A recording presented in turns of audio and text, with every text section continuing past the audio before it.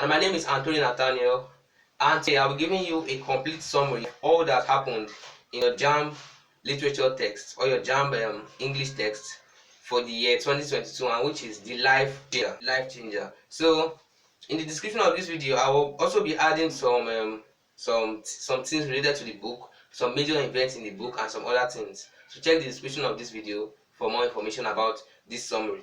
So now this is a summary from the beginning to the end, and without wasting much time, let's delve in. In page 1, the mother walks up to the door of her children and they are discussing cheerfully and with laughter. Noticing that Beans, her 5-year-old, is the narrator, she picks more interest and listens carefully as Beans narrates her experience with her medicine social study teacher, Malam Salihu, who thinks he knows all about all subjects.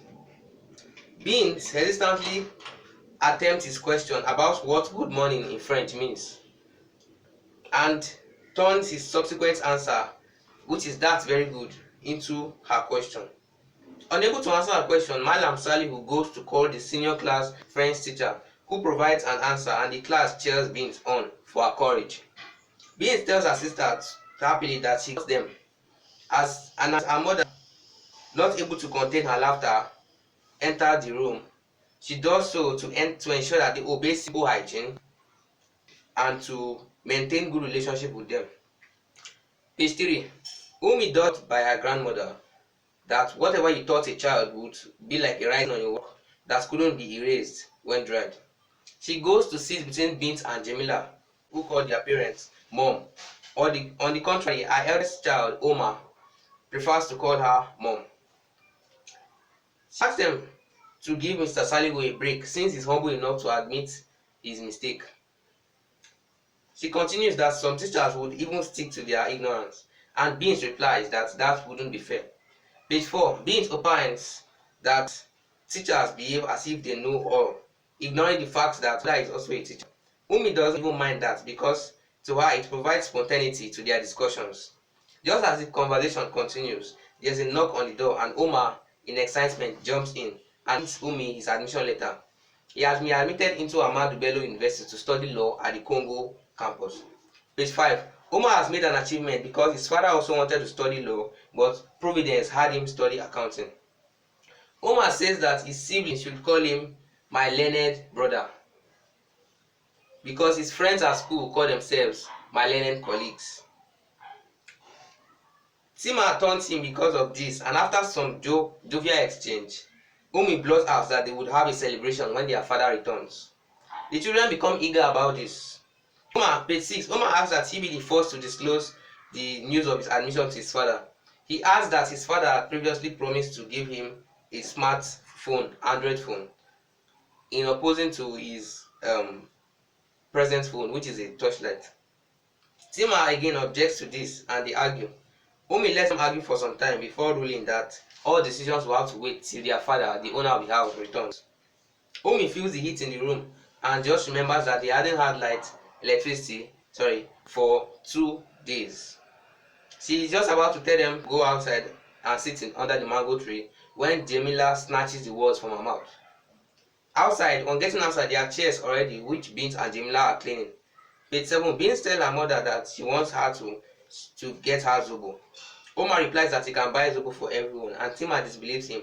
Umi settles the issue by resolving to buy zobo for them, and as Tima serves his drink, Bint asks Umi for a story. Bint's request makes Umi think, and then she remembers that her son is about to head for the university.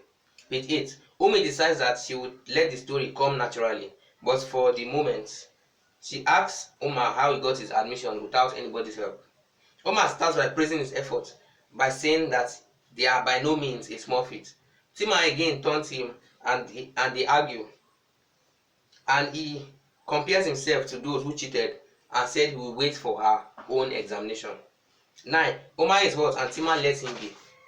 When she senses this, he continues narrating his experience and laments about not having a smartphone once again, while Umi comforts him and asks him to wait till his father returns. Umi then asks whether he knows the significance of being admitted, and he smiles at his naive answer, which he says it means he has arrived.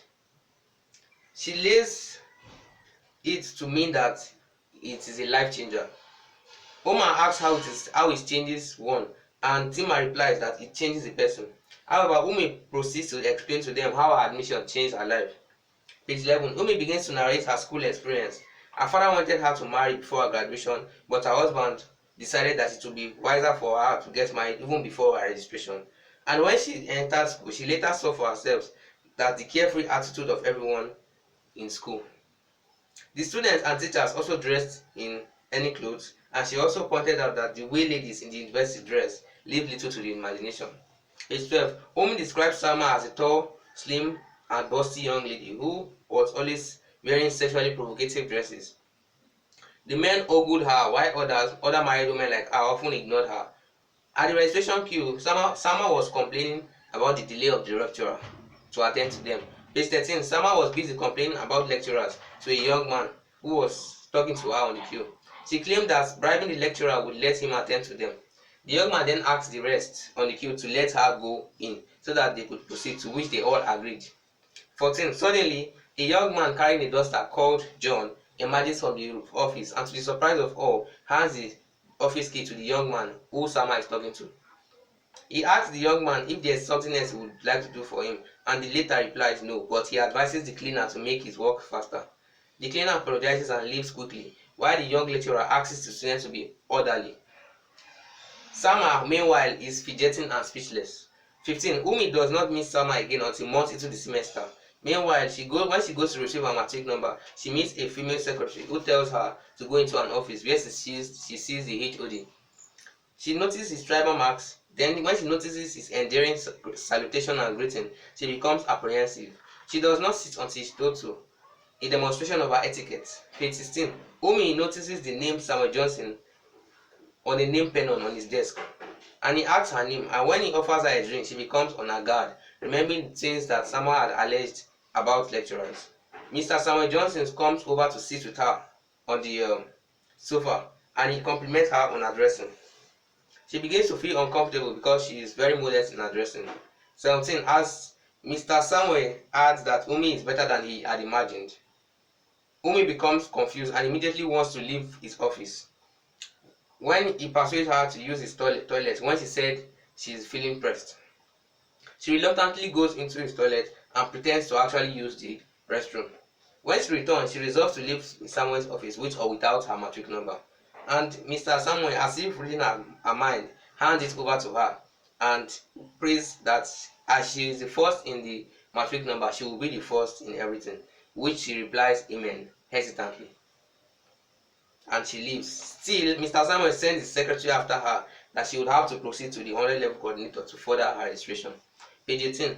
Samuel smiles as Umi leaves his office, but she's so angry to make anything out of his smile. Beans asks Umi why she was angry then, and she replies that she doesn't know. With hindsight, she even feels angrier at herself. Continuing her story, she took a tricycle home and proceeds to prepare dinner for her husband.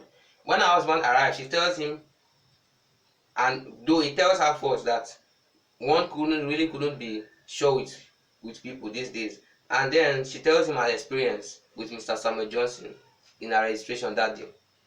After Yumi had told her story, her husband bursts into laughter and tells her that Mr. Samuel Johnson was the one who helped him to help her secure her admission. Page 20. As her children are filled with questions but silent and puzzled, Umi remembers her own silence years ago during the incident. The girls ask her about the story of the quiet one, and then she tells Uma that the story would be of more relevance to him. She explains that strangers are not hosted in Lafayette without the knowledge of the Hakimi, which is the leader, and then for also security reasons. 21. In Lafayette, everyone was familiar with one another, and this included Tale, the quiet one. He was after his parents, the elder said, visited a formidable booker for medicine for fertility. Tale was the result, and understanding about who really fathered him was not gained because his mother died shortly after his birth. He was raised by his father and stepmother, who also died, the both of them, before he was 20 years old. As a result of this, he withdrew more into himself and became known as the quiet one. He became pious and began to be seen as an epitome of righteousness. 22. He was a driver at the local government office and went to work between 8 a.m. and 4 p.m. However, because he had established a particular grocery buying pattern in the market, it was easy to notice when he began to buy double. When the Hakimi invited him for questioning, he was fidgety, and at the same moment, 3 police vans passed out of the palace. 23 Tale bolted into the palace, and when the courtier brought him back, then people knew that he had done something wrong, but they didn't know what he had done. When one of the policemen asked for Zaki to be brought in, Tale repeated the name and fainted. The policeman asked for Tale, and as one of the courtiers muttered a supplication to God, one of the impatient policemen shunned him. 24 As one of the courtiers points Tale out to the policeman, the latter opines that the search is over and Zaki is brought in. Tale seemingly faints a second time when he starts declaring his innocence. And the Hakimi cannot believe his eyes and ears. He offers a witness to which the policeman is nonchalant to. 25 None of the villagers volunteered to be a witness and the policeman resorts to communicate with the Hakimi himself. They head over to Tale's house where the kidnapped victims, a boy of no more than 13-year-old, is released. Tale and Zaki are imprisoned for a period of time with hard labor. 26 The Hakimi later reveals that Tale had come to town when he was pressed for money, and he met Zaki and they abducted the son of a man in a GRA or government reserve area. They were later caught. Ome compares Omar to the kidnapped boy and advised him not to fall victim of cultists and examination malpractice, also known as EMAL. Bint answers Umi's question about who Sama was, and the rest obey her request half-heartedly to clap for Bint. Umi continues her story about Sama. Page 28. Sama is a young girl, barely 20, and at the prime of her youth, who wore tight-fitting clothes, which she called freedom. She walked with her registration files firm across her chest, and to Dr. Dabo, who was a highly respected and disciplined man. Unusually, he felt some unease as Sama approached him and resolved to settle her issue as briskly as possible. 29. Dr. Dabo was impressed with Sama's confidence, and as she heads to go, he calls her back and asks her some questions, which she curtly replies.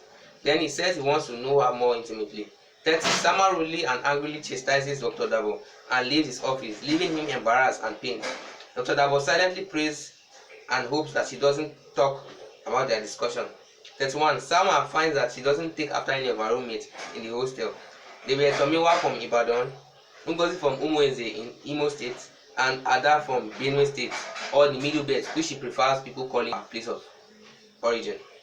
32. Later, she discovers that they are not so disagreeable. Tomiwa was having the ambition of becoming a singer. Ngozi was reticent and very generous. 33. The roommates tease Ada about the tendency for an ethnic group to eat rats. They also want to cook Indomie Jollof, a staple food among students. On the other hand, Tomiwa introduces them to snails, and Sama introduces them to danwake, a Hausa delicacy. 34. The day Sama prepares the dish, they all fell in love with it, and they are united by the food. And even though they are of different religions, that did nothing to separate them. One afternoon, Sama is returning to the school when 2 men offer her a ride. Considering the proximity to her school, she agrees. 35. Sama accepts the ride and they proceed to take her in. Sama fantasizes about being asked out and refusing the offer. 36. By 8 o'clock the next day, Labaran and Habib, the 2 men who picked Sama up the previous day, phoned Tomiwa and asked her to come and meet them outside the school. Tomiwa, though apprehensive, agrees. 37. Tomiwa sees the car directly in front of the hostel. She declines when Labaran asks her to go to the front and has him go instead. 38. When Labaran goes to get some grocery and is out of earshot, Tomiwa deduces that Habib is the boss and is very perceptive. Shortly after, he declares that she is not Tomiwa. Tomiwa flares up and Habib apologizes, adding that he was sorry.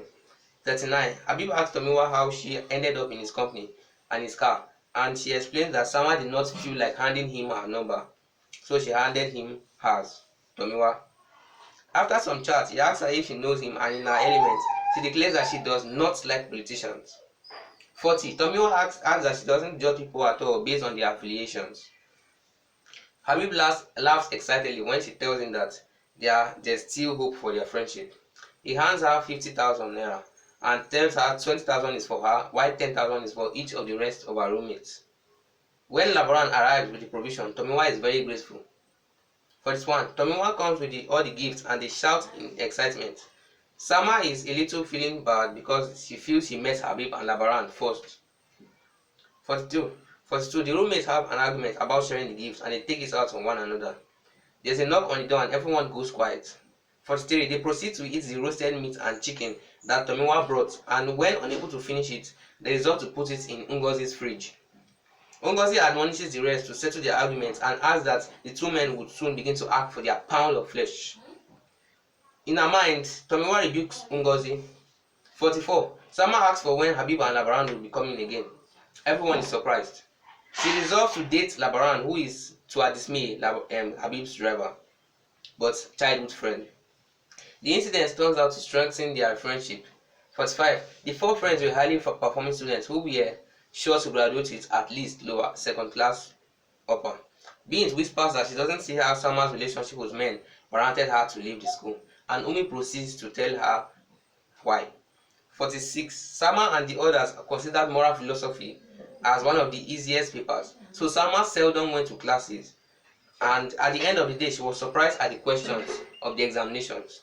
47. It seemed as if Asama was the only one not writing in the examination hall, and the invigilator, who got intimidated by her dressing, noticed this. Sama disturbs Kola, an intelligence boy, until he wrote some coded answer for her. She was engrossed in the act of copying that she did not notice that the invigilator had come back into the hall. 48. The invigilator silently went behind Sama and touched both Sama and Kola. Sama was asked to fill the email form, and the invigilator asked Kola and another of her seatmates to sign as witnesses. Kola and Kam returns to the exam hall after Sama signs the email form, but as the invigilator takes her to the HOD, she is unsure of her fate. The invigilator assures her that the HOD is a kind man. Sama regrets her decision, her actions, and prays to God. 50. Sama is in prayer as she hopes to escape the trials. She finds solace in her conviction that she is a first offender. The invigilator goes in and explains the situation to the HOD. The HOD says it is beyond him and asks Dr. Amina, who is the invigilator, to prepare the documents for the examination and ethics committee. 52. Umi tells them that Sama, along with Kola Uli Abdul, was expelled, and Umar is shocked. And Umi tells him Sama did not go down without a fight. 53. Sama, in desperation, tries to find a way around the examination malpractice and ethics committee. She tells Tomiwa that she would need the help of someone higher up. She goes to meet Habib. Sama admires the power and elegance of Habib's office. She acknowledges that in her mind that Habib would be the person to help her. And she tells Habib that Dr. Dabo will not be able to help her. Sama is repulsive to the idea and states that someone else has to help instead of Dr. Dabo. Habib smiles in his mischievous and secretly locks the door. 55. Sama opts to bribe the chairman of the examination malpractice and ethics committee, and Habib laughs at the idea, but Sama says that every man has his price. Habib gets interested and asks about women.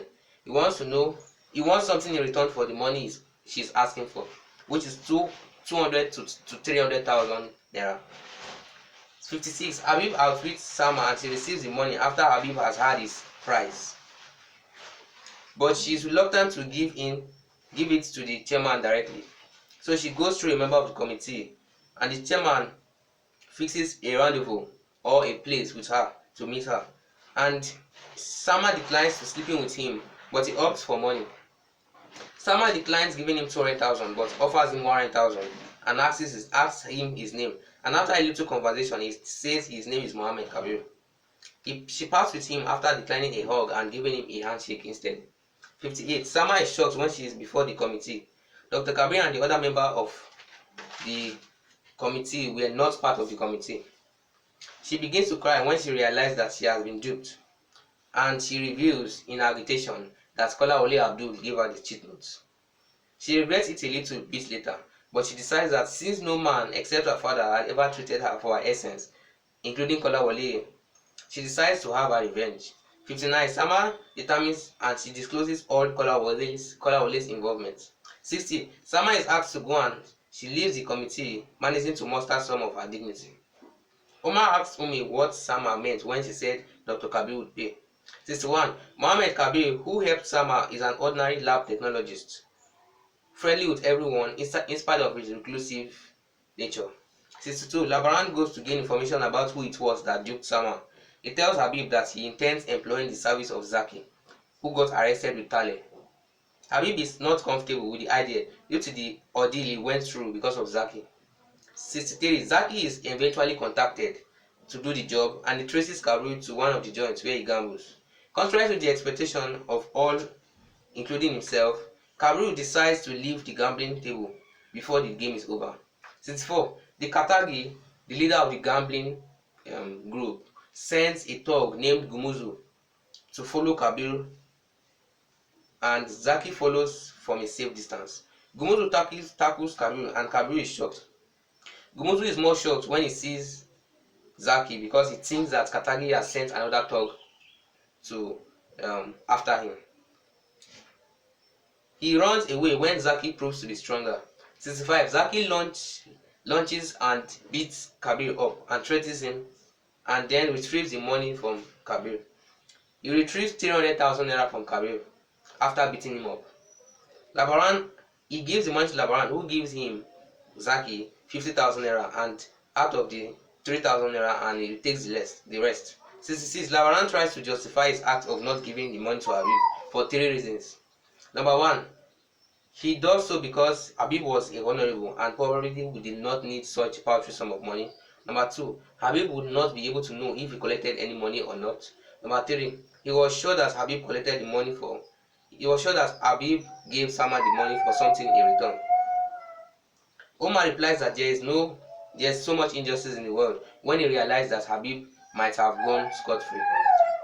And Umi says that she will give anything to know what became of Habib. 67. Umi narrates the story of what happened when Sama's father died. Then Ngozi asks why Muslims are always in a hurry to bury their dead. And Tomiwa explains that they bury corpses, not dead people. And number 2, their anxiousness about the well-being of the sick ends once the sick dies. And number 3, delay of funerals have no advantage over anyone. 68. Ngozi and Tomiwa continue their argument about the burial or prayer of the dead. 69. They each reach a compromise and stop arguing when Sama whimpers. While Tima accuses Omar of wanting to use his phone to chase girls in school, and this leads Umi to tell Omar and the rest of her children the story that Salim's boyfriend had with smartphone. 71. 71 is a repetition of 70. So let's move to 72, page 72. Salim goes to tell his friend Lawal about his new relationship, and Lawal cannot believe his ears, and he jokes with Salim. 73. Lawal refuses to follow Salim to go to see his Indian princess. He calls him Casanova, and when he returns, asks him how his journey was. Salim says it was not good. 74. Lawal tells Salim that he's really lucky and acquaints him with the possible evils of social media. Salim is thoughtful and talks about his previous experience with kidnappers or criminals. 75. He says he was seduced by the sexually provocative pictures and voice of Natasha, and she convinced him to see her at night. 76. Each time he tried to reconsider his decision, he would look at pictures of Natasha and they would urge him on. When he arrived at the destination she had described, he parked his car facing where he came, military style, and Natasha came out more stunning than ever before, and he was engrossed in looking at her when he did not realize that a man has entered his car and he was asked to surrender the car keys at gunpoint. He did not even know when the second man entered, and Natasha was also asked at gunpoint to go to the back. He noticed the self-distances in her plea for mercy and knew at once that she was a partner of the kidnappers or criminals. He began to offering supplication to God, while the other kidnapper told him that he would waste him. 77. Salim discovers that the car is engaged, and as it is an automatic transmission, it would not drive. So he returns the lever to park and starts the car. Again, when the kidnappers or criminals are unable to drive, they force him to go to the front and drive instead. And then they ask him to take a particular turn. 78. Salim speeds up till he gets to an intersection when he refuses to take that particular turn to their office.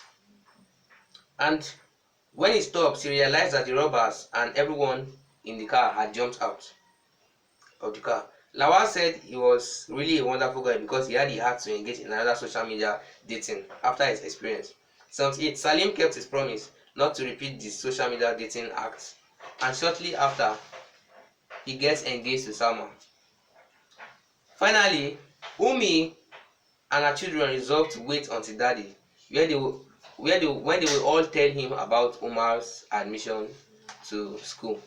So, and this is a complete summary of the life changer. I hope it helps you to pinpoint some important part of the story and helps you in your examination. Thank you for watching.